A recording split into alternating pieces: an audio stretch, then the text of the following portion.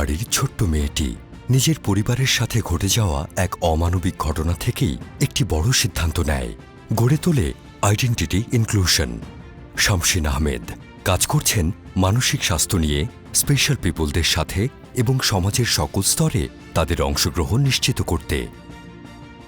আমরা undergrad students তাদেরকে training দেই অন সাইকোসোশ্যাল সাপোর্ট স্কিলস, এবং তাদের মাধ্যমে যারা মানসিক স্বাস্থ্য সমস্যায় ভুগছেন এবং বঞ্চিত আছেন সমাজে অংশগ্রহণ করা থেকে, তাদেরকে সহায়তা করার চেষ্টা আমরা করছিলাম। এবং আমাদের নেক্সট 1 বছর আমরা যেটা করি যে আমরা কিছু সোশ্যাল ওয়ার্কার্স ডেভেলপ করি যে সাইকোসোশ্যাল সাপোর্ট দিয়ে থাকে মানুষকে যাদের মেন্টাল ইলনেস আছে বা সিভিয়ার ডিসেবিলিটি আছে। তো 2015 থেকে এখন আমরা যেটা করি যে প্রত্যেক বছর আমরা 10 জন ইউথ ভলেন্টিয়ার্স নিয়ে রিক্রুট করি এবং তাদেরকে ট্রেনিং দেই, এবং তাদেরকে কিছু ফ্যামিলিজ এবং ইন্ডিভিজুয়ালস যাদের মেন্টাল ইলনেস আছে বা সিভিয়ার ডিসেবিলিটি আছে তাদের সঙ্গে আমরা ট্যাগ করে দিই এবং তারা তাদেরকে সাপোর্ট করে। এখন আমরা একটা ডেভেলপমেন্ট কনসাল্টিং ফার্ম, এবং আমরা এনজিওস এবং ডেভেলপমেন্ট সেক্টরে তাদের প্রতিষ্ঠানগুলিকে প্রতিবন্ধী বান্ধব করার কাজটা করি। ছোটবেলা থেকে দায়িত্ব নেয় তাকে শিখিয়েছে এগিয়ে যেতে হবে বহুদূর, নিতে হবে আরও বড় দায়িত্ব। চুয়েট থেকে ইসিই ডিগ্রি নেয়ার পরই তিনি বন্ধু রুবায়েতের সাথে শুরু করেন নিজের কোম্পানি মার্কোপোলো.ai, যা দেশের ব্যবসা সেক্টরে খুলে দিয়েছে এআই এর সম্ভাবনার দুয়ার। পেয়েছেন ফোর্বস 30 আন্ডার 30 2023 এর সম্মাননা এবং জিতে নিয়েছেন বিগ 2023 পুরস্কার।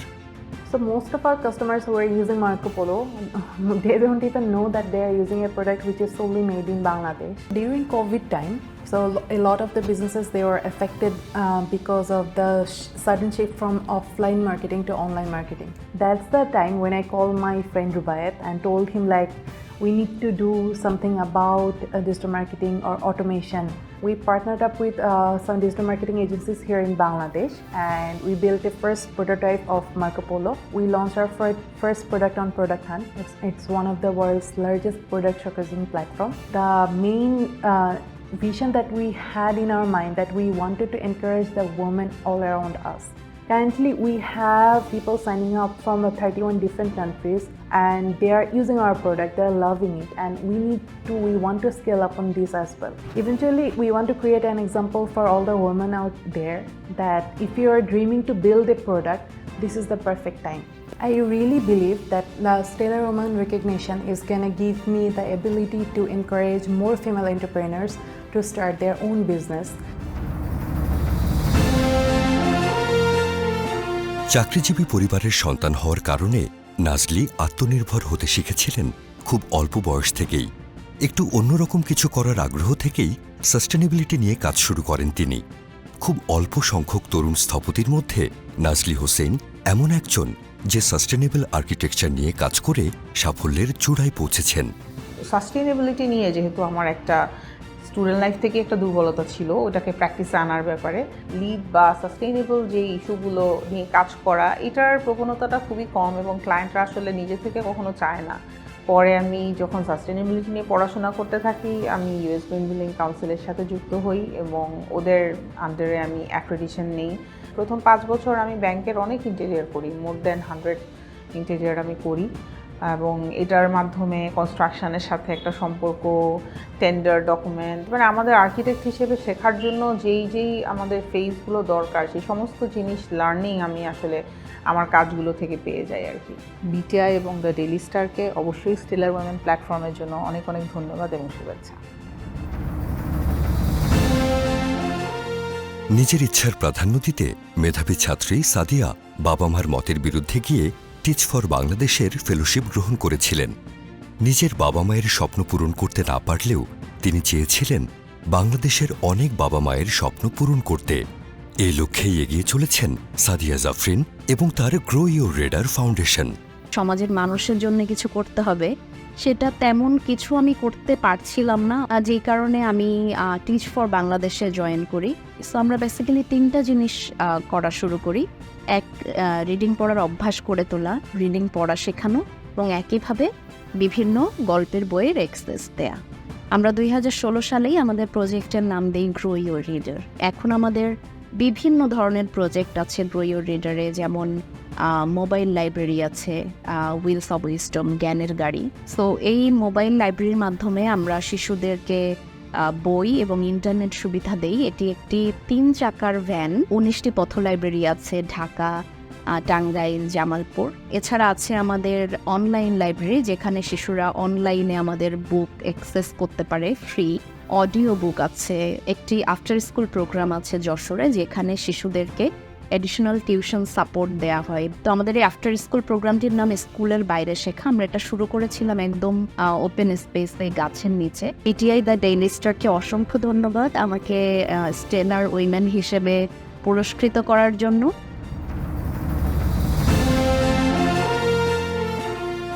রাশিয়ায় জন্মগ্রহণ ও বেড়ে ওঠা সত্ত্বেও মায়ের আগ্রহের কারণেই নিজ দেশ ও সংস্কৃতির প্রতি টান গড়ে ওঠে তার।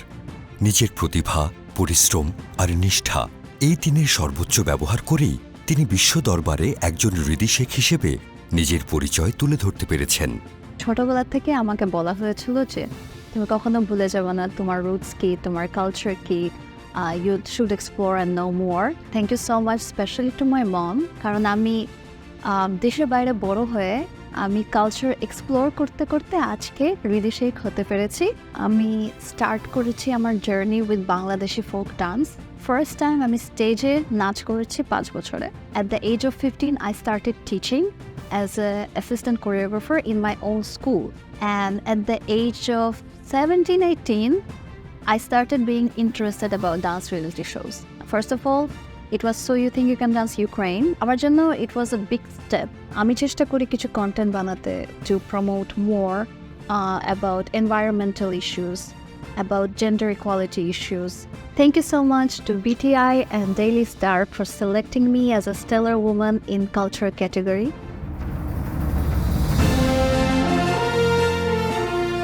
পাহাড়ে ওঠার দৃঢ় মানসিকতাই তাকে সাহস জুগিয়েছে দীর্ঘ 8 বছরের ডেভেলপমেন্ট সেক্টরের ক্যারিয়ার বিসর্জন দিয়ে কর্পোরেট লেডি হওয়ার দুঃসাহসিক পথ চলার।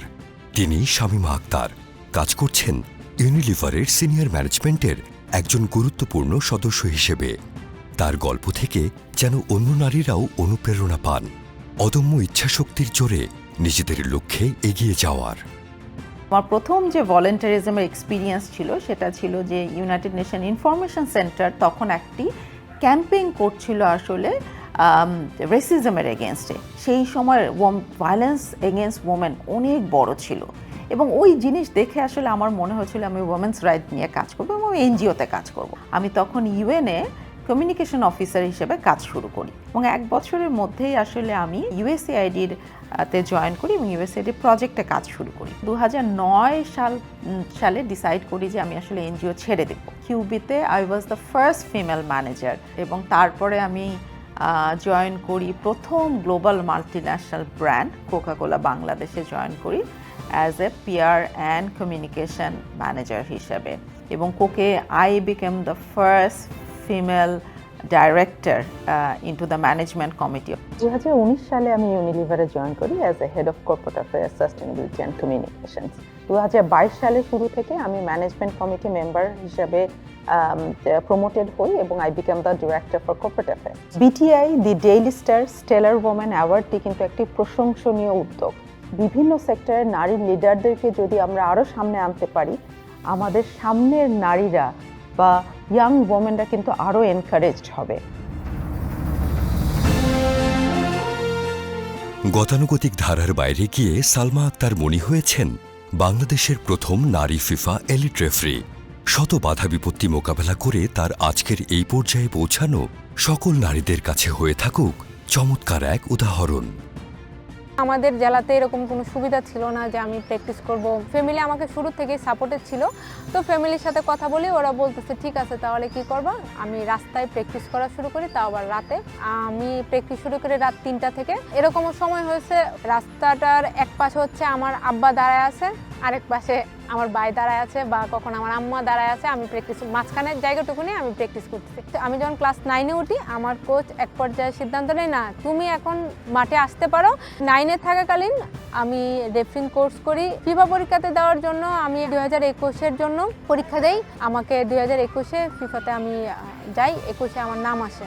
নেক্সট ইয়ার আমি এলিটের জন্য ট্রাই করি 2023-এর জানুয়ারিতে, তখন আমার নাম আলটিমেটলি এলিটে চলে যায়। শুরু থেকে আমাকে রাস্তায় দৌড়াতে হচ্ছে, আমার ফ্যামিলি সাপোর্ট ছিল বলে আমি এখানে আসতে পেরেছি। অ্যান্ড স্টিল নাও এখনও আমি কিন্তু দিনে প্র্যাকটিস করতে পারি না, আলটিমেটলি আমাকে রাতেই প্র্যাকটিস করতে হয়।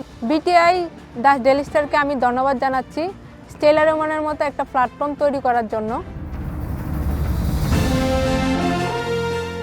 বাংলাদেশের খাদ্য সংকট হ্রাস ও নির্মূল করা এবং আবহাওয়া সহনশীল শস্যের জাত উৎপাদন করার লক্ষ্যে নিরলস কাজ করে যাওয়া একদল বিজ্ঞানীর অন্যতম সদস্য ড সাকিনা। বিনা 25 ধানের উদ্ভাবন এরই একটি সফল বাস্তবায়ন। কৃষি খাতে অবদান রাখা ড সাকিনা হয়ে উঠতে পারেন বাংলাদেশের আরও অনেক নারীর অনুপ্রেরণা। মাস্টার্সের যখন আমার সেকেন্ড সেমিস্টার চলমান, তখন আমি বাংলাদেশ পরমাণু কৃষি গবেষণা ইনস্টিটিউটে জয়েন করি। আসার পরে আমি বিনাধান 25-এর সাথে যুক্ত হয়ে যাই। বিনাধান 25 কিছুটা আগানো ছিল, তারপর থেকে আমি এটাকে জাত ছাড়করণের পর্যায়ে আসলে নিয়ে যাই, যাতে বাংলাদেশের লোক আর কি এই বিনাধান 25 চাষ করে উপকৃত হতে পারে। বিনাধান 25 এই জন্য আরও বেশি ভালো, কারণ এটা দেশে এ পর্যন্ত যতগুলো ধানের জাত আছে সবচেয়ে সরু, সবচেয়ে চিকন। তো সরু এবং চিকন চালের তো চাহিদা অনেক বেশি থাকে। তো সেই ক্ষেত্রে বিনাধান 25 যেহেতু ফলন বেশি, এই ক্ষেত্রে যেমন দেশের চাহিদা পূরণ করতে পারবে, তেমনিভাবে এটা আমরা কিন্তু বাইরে আর কি মানে রফতানি করে ফরেন কারেন্সি আর্ন করতে পারবো। কৃষি সেক্টর, যে সেক্টরটা কিনা দেশের জিডিপিতে বিশাল পার্ট বা অবদান রাখছে, সেই সেক্টর থেকে আমাকে মনোনয়ন, তারপরে আমাকে নির্বাচন করা এবং স্টেলার ওমেন হিসাবে যে স্বীকৃতিটা দেওয়ার জন্য বিটিআই দ্য ডেইলি স্টারকে আন্তরিক ধন্যবাদ জানাচ্ছি।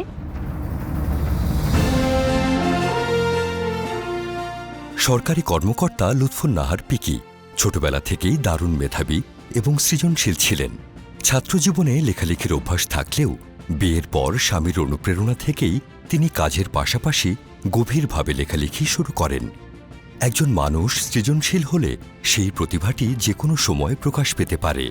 লুৎফুন্নাহার পিকি তা করে দেখিয়েছেন। আমার লেখালেখি শুরু হয়েছিল ইন্টারমিডিয়েট পড়ার সময় থেকে। পত্রিকায় কলাম লিখতাম। তরুণ কণ্ঠ বলে একটা পাতা ছিল ইত্তেফাকের, সেখানে বেশ কিছু কলাম লিখেছিলাম। আমি যখন অনার্স সেকেন্ড ইয়ারে পড়ি, তখন একটা দেয়াল পত্রিকা বের করেছিলাম, যেটা সম্পাদক ছিলাম আমি। সেটা ছিল রোম্যান্স প্লাস ইকোনমিক্স। অনার্স করেই আমি বিসিএস এপিআর করি এবং বাংলাদেশ সিভিল সার্ভিসে আমি যোগ দেই 1999 সালে ট্যাক্সেশন ক্যাডারে। আমি যে ধরনের লেখা লিখি সেগুলো মূলত সামাজিক লেখা, আমার নিজের জীবনের অভিজ্ঞতা, আমার চারপাশের মানুষের জীবনের অভিজ্ঞতা। এবং যেহেতু আমি চাকরি করি, অনেক ধরনের মানুষের সাথেই আমাকে মিশতে হয়, অনেক ধরনের পাবলিক ডিলিংস রয়েছে আমার, এবং সেগুলো অবভিয়াসলি আমার লেখায় খুব এফেক্ট করে। বিটিআই এবং ডেইলি স্টারের এই উদ্যোগটি নিঃসন্দেহে অত্যন্ত প্রশংসনীয় একটি উদ্যোগ। বিটিআই এবং ডেইলি স্টারকে আন্তরিক ধন্যবাদ এবং কৃতজ্ঞতা জানাই আমাকে লেখালেখির ক্ষেত্রে এই সম্মানটুকু দেওয়ার জন্য। গদবাঁধা ধ্যান ধারণার শেকল ভেঙে আমরা সবাই কাজ করতে চাইলেও তা সহসা হয়ে ওঠে না।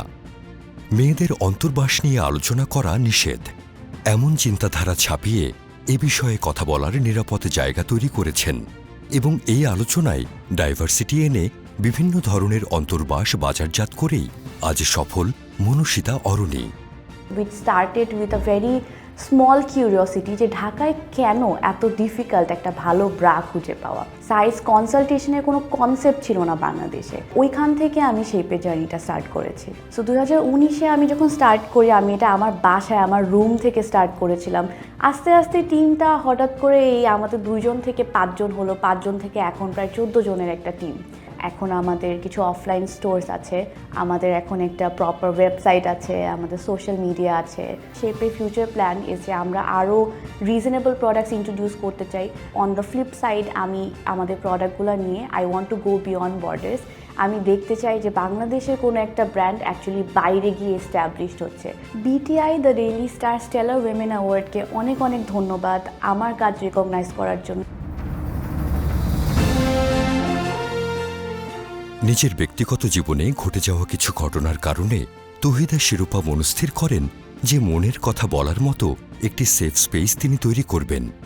শিরোপার মনের বন্ধু এখন বাংলাদেশ সহ 14টি দেশে মানুষের নানা কথা শুনছে এবং বহু সমস্যার সমাধান দিচ্ছে। আমি এমন একটা প্ল্যাটফর্ম তৈরি করতে চাই যেখানে মানুষ তার নিজের কথা, নিজের যে কোনো পরিস্থিতি, স্ট্রাগল কোনো রকম দ্বিধা ছাড়া বলতে পারবে। তো সেখান থেকে আসলে মনের বন্ধু তৈরি করা। আরএমজি সেক্টরে আমরা প্রথমে ডিসাইড করলাম আমরা আমাদের ওয়েলবিং প্রোগ্রামটাকে নিয়ে যাব ওয়ার্কারদের জন্য, এবং দেখা গেল যে শুরুতে যখন আমরা 5টা-7টা করলাম তখন তো কোভিড চলে এসেছিল, তারপর করোনাকালীন সময় আমরা আমাদের সার্ভিসগুলোকে চালিয়ে গেছি। গত বছর আমরা আমাদের অ্যাপ লঞ্চ হলো, আমরা অনেক মানুষকে দেখলাম এটা আসলে খুব সুন্দর করে তারা ব্যবহার করছে। হেলথ সাথে যে মেন্টাল হেলথ একই রকম গুরুত্বপূর্ণ, এই রিয়েলাইজেশনটা যে ডেইলি স্টার এবং বিটিআই বুঝতে পেরেছে, সেই জন্য আমি সত্যি তাদের কাছে অনেক কৃতজ্ঞ। খেয়ালের বশে চাকরিতে ঢুকে সময়ের পরিক্রমায় রোজিনা ইসলাম হয়ে ওঠেন একজন ডাকসাইটে এবং নির্ভীক সাংবাদিক, যার রিপোর্টে উঠে আসে সমাজের অনেক অনিয়ম।